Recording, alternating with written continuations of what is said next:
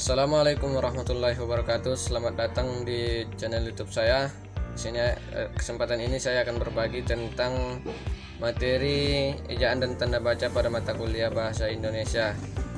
Sebelum itu, jangan lupa like, subscribe, and comment agar tidak ketinggalan video-video saya selanjutnya. Baik, saya akan menjelaskan pengertian ejaan. Ejaan adalah keseluruhan peraturan bagaimana melambangkan bunyi ujaran dan bagaimana antar hubungan lambang-lambang itu, atau dalam artian pemisahan dan penggabungannya dalam suatu bahasa, bahwa yang dimaksud dengan ejaan adalah penulisan huruf, penulisan kata, dan pemakaian tanda baca. Dalam satu bahasa, sistem ejaan lazimnya mempunyai 3 aspek, yaitu yang pertama aspek fonologis, yaitu yang menyangkut pelambangan fonem dengan huruf dan penyusunan abjad. Yang kedua, aspek morfologis, yaitu yang menyangkut pelambangan satuan-satuan morfonis. Dan yang ketiga, aspek sintaksis, yaitu yang menyangkut pelambangan ujaran dengan tanda baca. Pertama, ejaan Panoptischen.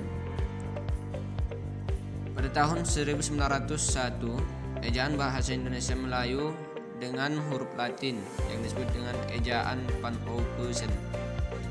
Optischen merancang ejaan yang dibantu oleh Engku Nawawi, gelar Sultan Makmur, dan Muhammad Taib Sultan Ibrahim.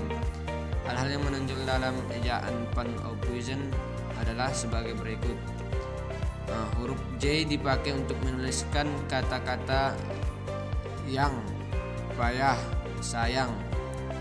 Huruf OE dipakai untuk menuliskan kata-kata guru, itu. Yang ketiga, tanda diakritik seperti koma, ain, dan tanda trema dipakai untuk menuliskan kata-kata makmur, akal, tak, pak, dinamai. Saya akan menjelaskan tentang huruf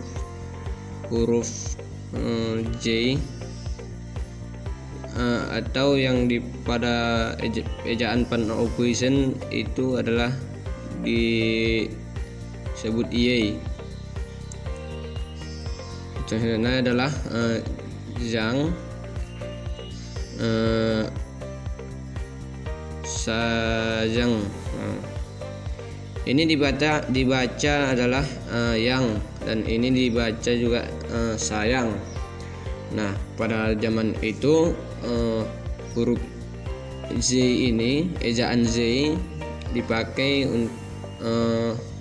pada kita saat sekarang adalah huruf Y diganti dengan huruf Y. Pada saat itu masih dipakai Zhang, yang dibaca yang.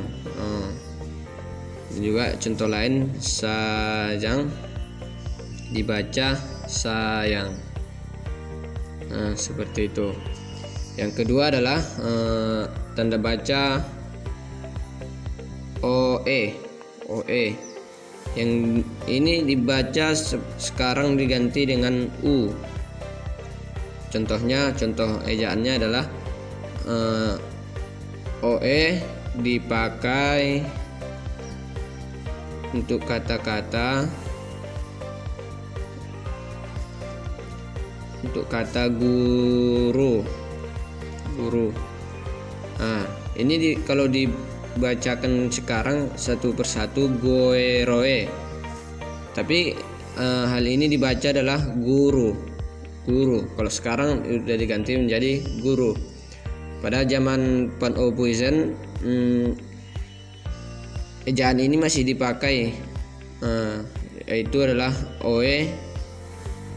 Di sini adalah huruf U. Yang dipakai adalah ini. Contohnya adalah goeroe, tapi yang dibaca adalah guru. Kedua, pada zaman Panoptischen ini ejaan Panoptischen ya, ejaan Panoptischen.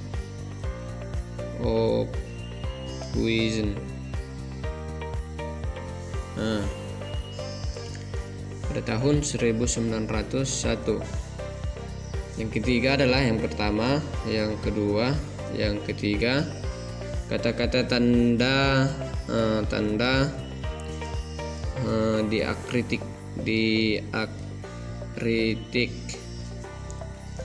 seperti yaitu koma, tanda ain seperti ini, dan tanda trema. Trema itu tanda di ini ain sebelum huruf, dan petrema itu sesudah huruf gitu. Contohnya adalah contohnya ini dipakai pada kata makmur. Nah, ini masih ejaan Van Obuisen, dibaca di makmur. Kalau sekarang diubah menjadi kata makmur, seperti ini. Ini tanda ainnya adalah menunjukkan K gitu. Ini tanda ainnya. Tanda komanya di atas dibuat menjadi makmur, bacaannya makmur gitu. Yang kedua, ini yang pertama untuk ainnya, yang kedua untuk komanya, yang kedua untuk ainnya dipakai untuk akal gitu. Akal ini menandakan membacanya akal, pakai ain, akal, pakai akal gitu kan. Sekarang udah diubah menjadi biasa saja akal, akal gitu. Yang ketiga adalah dinamik seperti itu. Sekarang sudah diubah menjadi dinamik. Oke. Nah, itulah contoh Van Obuisen. Sekarang ejaan kedua adalah ejaan Melindo.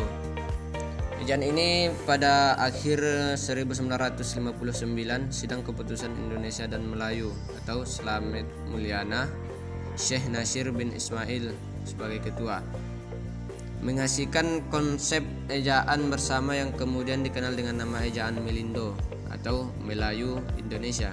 Perkembangan politik selama tahun-tahun berikutnya mengurungkan peresmian ejaan itu. Setelah ejaan Melindo, yang ketiga adalah ejaan bahasa Indonesia yang disempurnakan yang disebut dengan EYD. Ejaan yang disempurnakan. Pada tahun 1972, tanggal 16 Agustus, Presiden Republik Indonesia meresmikan pemakaian ejaan bahasa Indonesia. Peresmian ejaan baru itu berdasarkan keputusan Presiden nomor 57 tahun 1972. Departemen Pendidikan Kebudayaan menyebarkan buku kecil yang berjudul Pedoman Ejaan Bahasa Indonesia yang disempurnakan sebagai patokan pemakaian ejaan itu. Selanjutnya pada tahun 1987,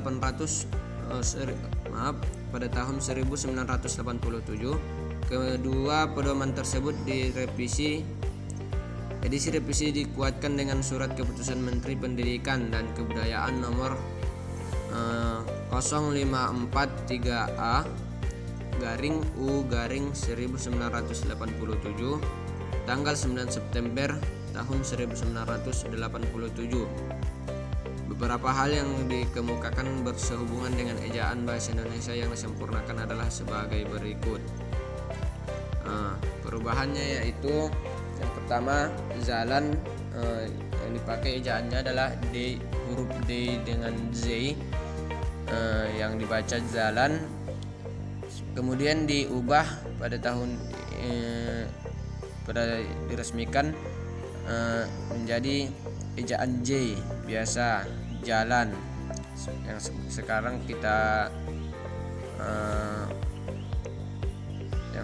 kita pakai saat ini.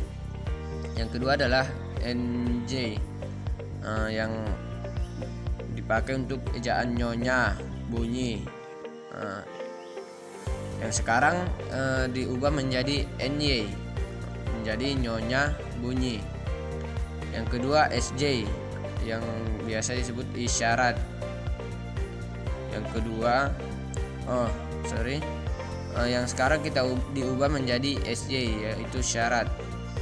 Yang keempat adalah TJ, yang situ dikatakan contohnya adalah cara cuci. Yang sekarang diubah menjadi huruf C, cara cuci. Yang keempat adalah CH, akhir. Yang akhir dibaca akhir. Yang sekarang disempurnakan menjadi KH, yaitu akhir. Saya akan menjelaskan contoh perubahan pada Putusan Menteri Pendidikan dan Kebudayaan nomor 0543A-U-1987 pada tanggal 9 September 1987. Yang di sini perubahannya adalah perubahan yang pertama itu bunyi ejaan NJ, yaitu contohnya adalah kalau sekarang kita baca ini adalah Njonja gitu kan. Ini tidak lagi dipakai, yang muncul maksudnya adalah ejaan ini tidak lagi dipakai, tapi sekarang sudah diubah pada Keputusan Menteri Pendidikan dan Kebudayaan pada tahun 1987 menjadi ejaan yang disempurnakan menjadi NY, yaitu dibaca adalah nyonya. Nyonya. Ini tidak lagi dipakai karena ini dikatakan belum sempurna, dan ini adalah penyempurnaan ejaan yang disempurnakan pada tertanggal 9 September 1987 pada Putusan Menteri Pendidikan dan Kebudayaan. Yang kedua adalah ejaan SJ, yaitu contohnya adalah isjarat gitu kan.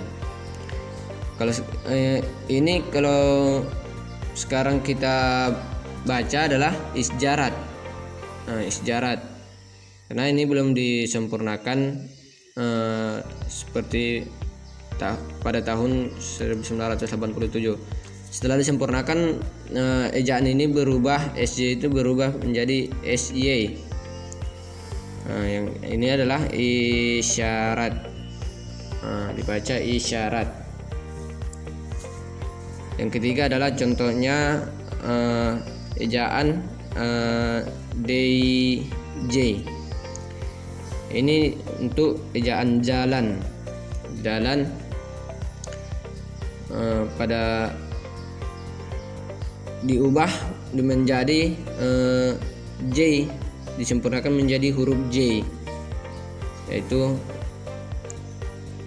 biasa saja jalan gitu. Itu perubahannya pada tahun 1987. Yang keempat adalah ejaan TJ. Contohnya adalah kalimatnya jara gitu, tejara kan. Untuk perubahannya adalah TJ diubah menjadi ejaan C, yaitu cara, disempurnakan menjadi cara agar tidak mempersulit pengejaan, karena ini dieja sulit sekali karena ada T dengan J yang tidak huruf vokal gitu kan. Ini huruf-huruf konsonan dua-duanya, karena susah diucapkan, dieja. Yang kelima adalah yang terakhir CH.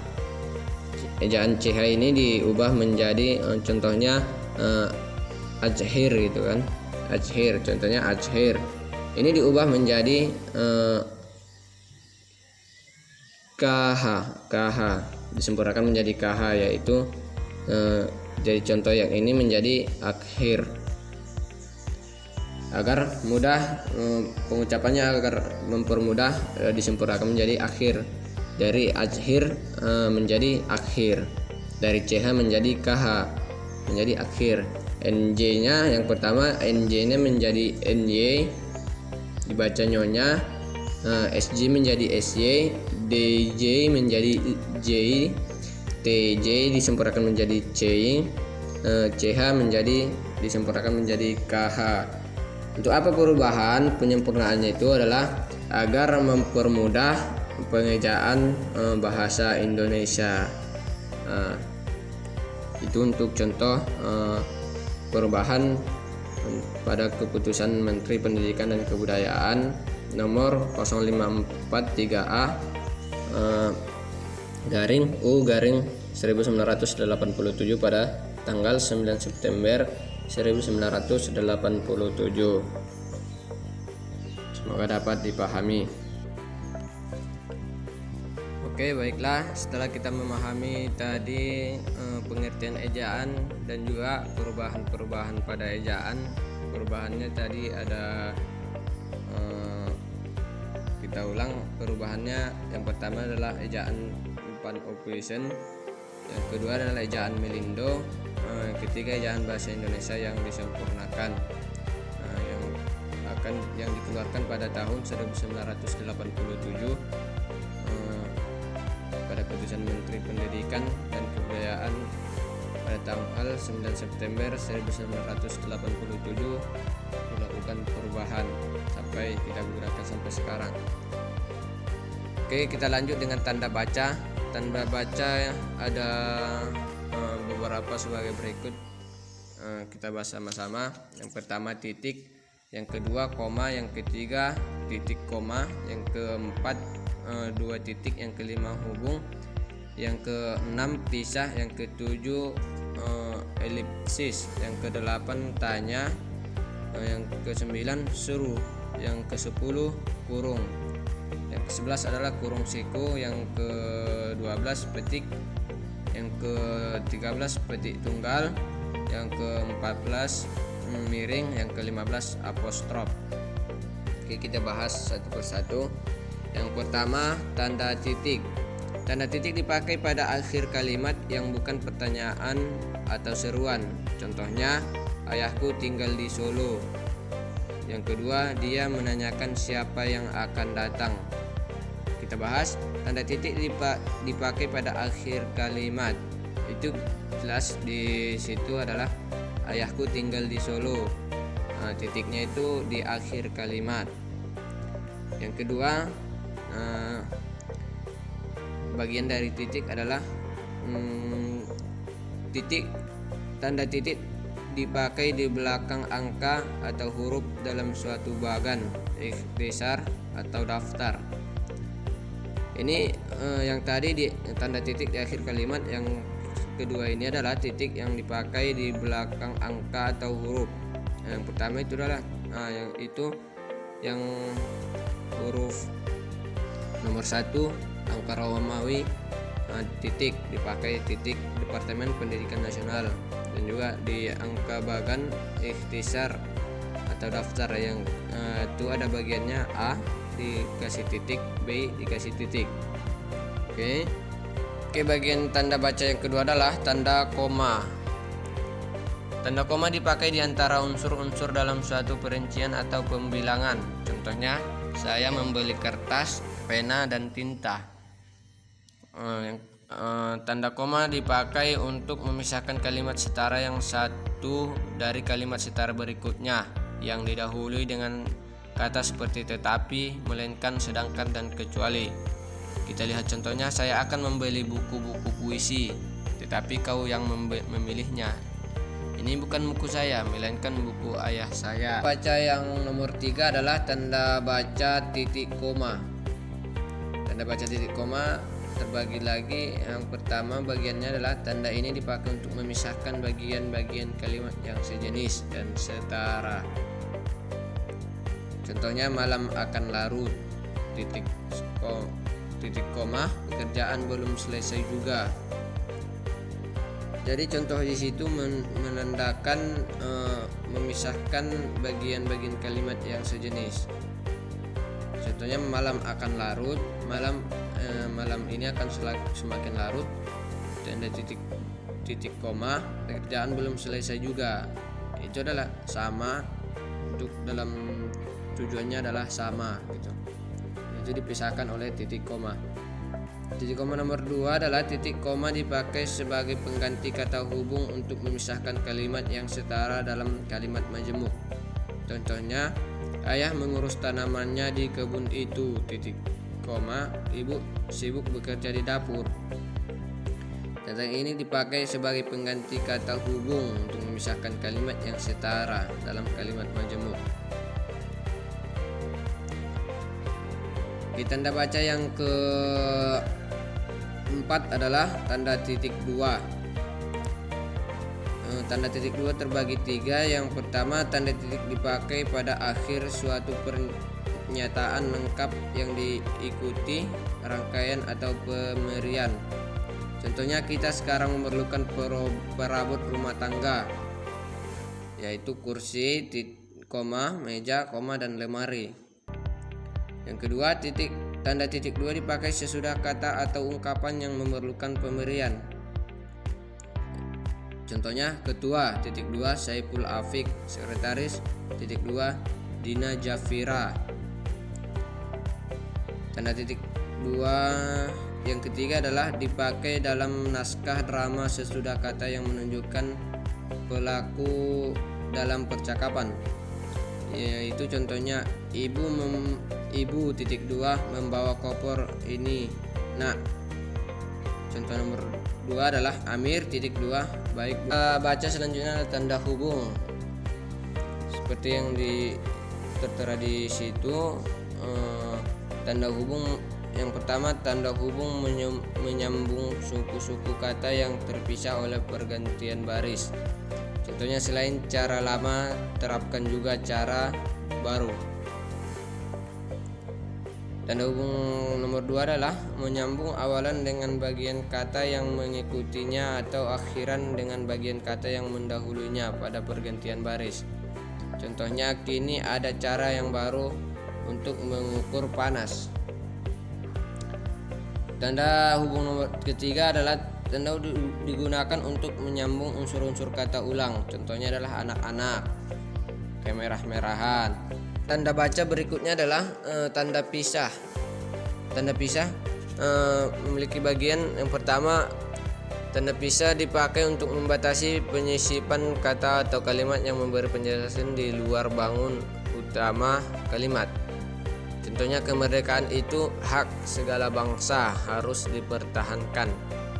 Nomor 2, tanda pisah dipakai untuk menegaskan adanya keterangan oposisi atau keterangan yang lain sehingga kalimat menjadi lebih jelas. Contohnya, rangkaian temuan ini evolusi, teori kenisbian, dan kini juga pembelahan atom telah mengubah konsepsi kita tentang alam semesta. Tanda pisah berikutnya dipakai di antara dua bilangan, tanggal atau tempat dengan arti sampai dengan atau sampai ke. Contohnya, di samping tahun 1928 sampai 2008, tanggal 5, tanda pisah 10 April 2008, Jakarta, Bandung. Tanda baca berikutnya adalah tanda tanya. Tanda tanya dipakai pada yang pertama, tanda tanya dipakai pada akhir kalimat tanya. Contohnya adalah kapan dia berangkat? Saudara tahu bukan? Itu tanda tanya di akhir kalimat tanya. Yang kedua, tanda tanya dipakai dalam tanda kurung atau menyatakan bagian kalimat yang disangsikan atau yang kurang dapat dibuktikan kebenarannya. Dia dilahirkan pada tahun 1963. Tanda tanyanya di dalam kurung. Uangnya sebanyak 10 juta rupiah. Tanda tanyanya di dalam kurung. Itu menyatakan kalimat yang kita masih kita masih sanksi dengan kalimat yang kita tanyakan, seperti itu. Tanda baca berikutnya adalah tanda seru. Tanda seru dipakai untuk mengakhiri ungkapan atau pernyataan yang berupa seruan atau perintah yang menggambarkan kesungguhan, ketidakpercayaan atau emosi yang kuat. Contohnya adalah sebagai berikut. Alangkah indahnya taman laut ini. Itu contoh itu menunjukkan pernyataan berupa seruan. Tanda baca berikutnya adalah tanda elipsis. Tanda ini dipakai berguna beberapa kegunaan. Yang pertama, dipakai dalam kalimat yang terputus-putus. Contohnya, kalau begitu titik-titik marilah kita laksanakan. Yang kedua, tanda elipsis dipakai untuk menunjukkan bahwa dalam suatu kalimat atau naskah ada bagian yang dihilangkan. Contohnya sebab-sebab kemerosotan akan diteliti lebih lanjut. Itu tanda titiknya, yang itu sebab-sebab kemerosotan itu ada kalimat atau naskah yang hilang, menunjukkan seperti itu. Tanda elipsis ketiga digunakan pada akhir kalimat, tidak diikuti dengan spasi. Contohnya dalam tulisan, tanda baca harus digunakan dengan cermat. Tanda baca berikutnya adalah tanda petik. Tanda petik memiliki beberapa kegunaan. Yang pertama, tanda petik dipakai untuk mengapit petikan langsung yang berasal dari pembicaraan, naskah atau bahan tertulis. Yang kedua adalah tanda petik dipakai untuk mengapit judul puisi, karangan atau bab buku yang dipakai dalam kalimat. Yang ketiga, tanda petik digunakan untuk mengapit istilah ilmiah yang kurang dikenal atau kata yang mempunyai arti khusus. Contohnya ada masing-masing di sampingnya. Yang pertama, pasal 36 Undang-Undang 1945 menyatakan bahasa negara ialah bahasa Indonesia. Dalam contoh kedua, sajak pahlawanku terdapat pada halaman 5 buku itu. Tanda petik nomor 3 dipakai untuk mengapit istilah ilmiah. Contohnya, pekerjaan itu dilaksanakan dengan cara coba dan ralat. Tanda baca berikutnya adalah tanda petik tunggal. Tanda petik tunggal memiliki beberapa kegunaan. Yang pertama, dipakai untuk mengapit petikan yang terdapat di dalam petikan lain. Contohnya, tanya dia, tanda petik, ku dengar bunyi kering-kering tadi.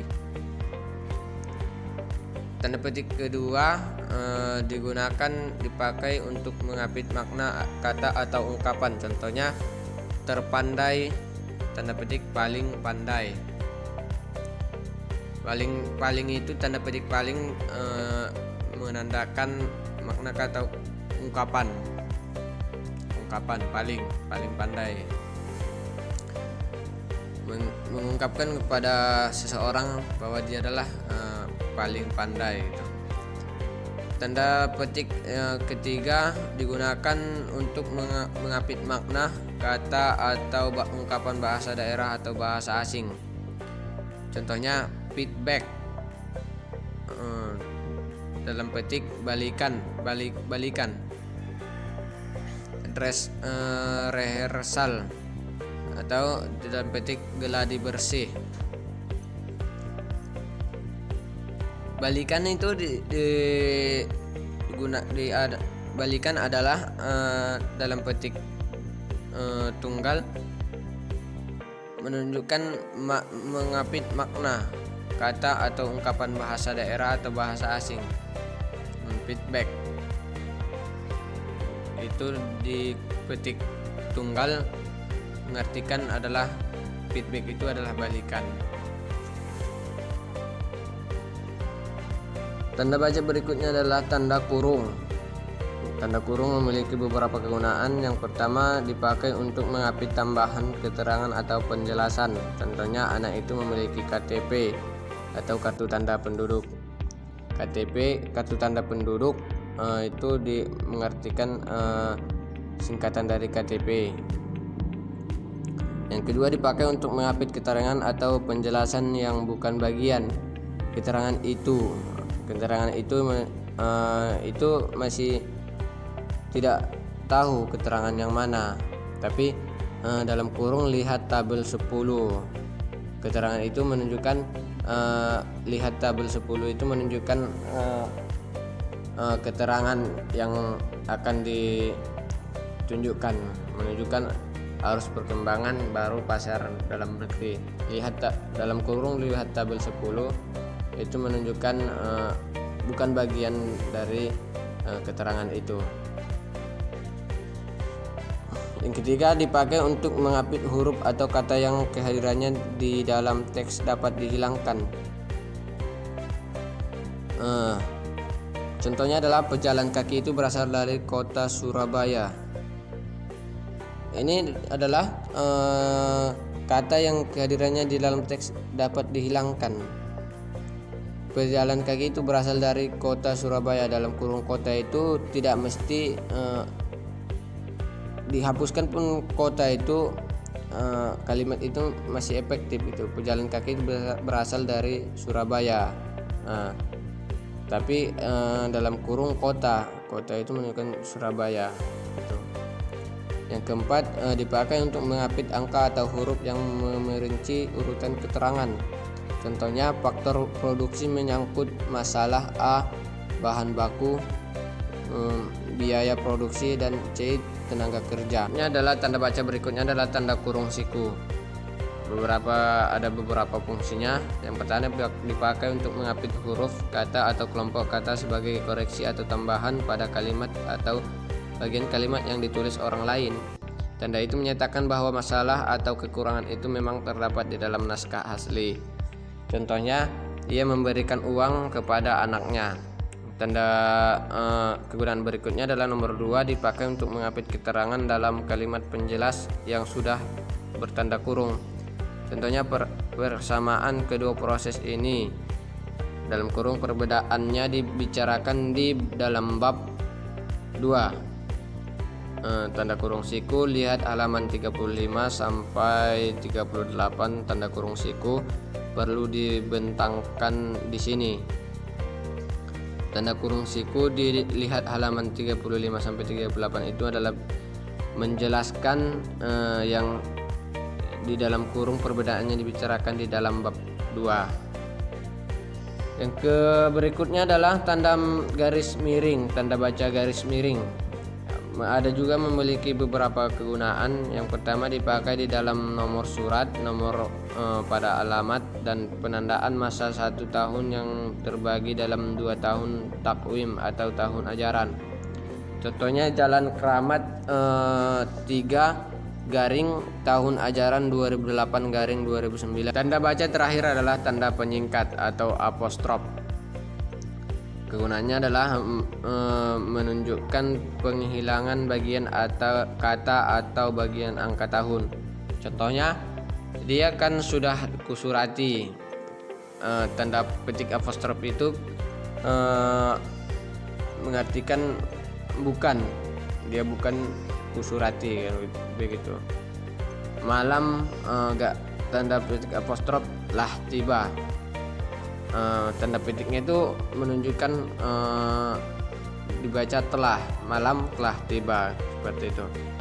Contoh ketiga adalah 1 Januari, tanda petik apostrof 8.